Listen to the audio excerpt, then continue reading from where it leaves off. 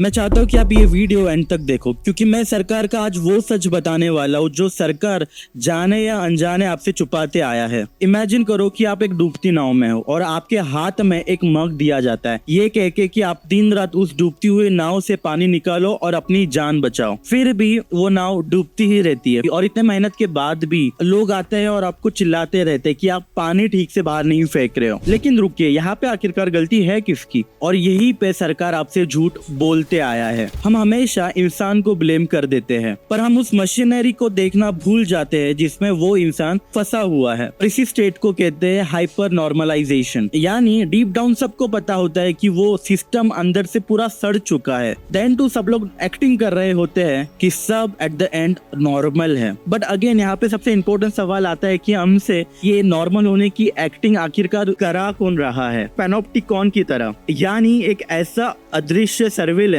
जहाँ पे हमें सबको लगता है कि हम पे कोई नजर रखे हुए हैं। जब एजुकेशन सिस्टम फेल होता है तब एजुकेशन मिनिस्टर को हमसे बलि का बकरा बनाकर उसे आगे कर दिया जाता है। जब XYZ कम्युनिटी या रिलीजन में दंगे कराए जाते हैं आपस में, तब हम हमेशा सामने वाले कम्युनिटी या रिलीजन को एज अ डेंजर की तरह ट्रीट करते हैं। लेकिन एक इंसान कभी भी पूरा सिस्टम नहीं होता, या कभी भी एक पार्टी एक रिलीजन को रिप्रेजेंट नहीं कर सकती। हिस्ट्री का डेडली वेपन कोई भी वेपन या टैंक नहीं होता, बल्कि उसका डेडली वेपन होता है डिवाइड एंड रूल। जब लोग बेरोजगार और डूबते हुए इंस्टीट्यूशन पे सवाल ना उठाए, इसलिए उन्हें आपस में ही लड़ाया जाता है। रिलीजन वर्सेस रिलीजन कर दिया, या किसी स्टैंड अप कॉमेडियन को जेल में डाल दिया, इसलिए ताकि उनका कभी भी ध्यान वो सड़ते हुए नाव पे ना जाए। हिस्ट्री का एक एब्सोल्यूट लॉ रहा है, अगर आप स्टूडेंट या किसी भी चेंज के खिलाफ हो और जो पावर में है उनके साथ खड़े हो, तो हर टाइम या हर दौर में आप गलती करते आए हो। राजा हो या सरकार, उन्हें हमेशा ये लगता है कि उनका अजीम एम्पायर या उनकी तानाशाही